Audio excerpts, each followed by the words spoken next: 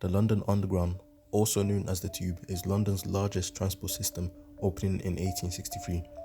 This amazing proposition that occurred is the first ever underground railway in the world, carrying up to 38,000 passengers on its opening day.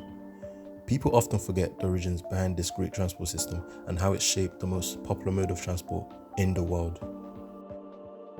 The Underground originated on the Metropolitan Railway.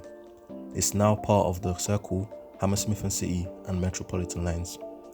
Some of the earliest tube lines were owned by several different private companies and were later brought together under the name Underground in the 20th century. These eventually merged with surface lines and bus services in 1933, forming the company London Transport.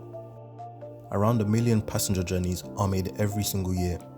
This is more than the entire national rail network. With the population of Greater London rising close to 9 million, the use of the London Underground has also seen a rapid increase too.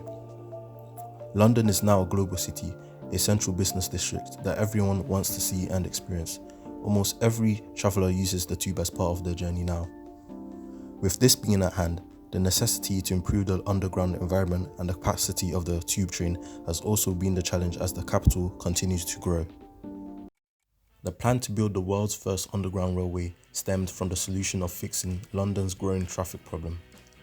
Britain's capital became one of the largest and most successful cities in the world. A lot of the thousands of visitors from outside the town arrived at the main line station and would have to fight for a seat on the omnibus to head to Hyde Park. In 1855, a select committee on metropolitan communications recommended that the existing main line termini should be linked by an underground railway. With this being a huge problem, Charles Pearson was one of the early advocates for this idea. He was a city solicitor. He proposed a railway with up to 8 tracks that run from King's Cross to a passenger terminal at Farrington. Today there are 11 electric train lines constantly running, each with their own distinct colour code on the tube map. These trains, the record numbers of passengers reach up to 1.4 million yearly passengers. With the city's growth and development, the constant urge to push state-of-the-art technology has been the priority for a few years now. With the new tube carriages being implemented into every underground station, the London Underground continues to improve the tube train services, offering the million travellers a better experience. What lies next for the tube train?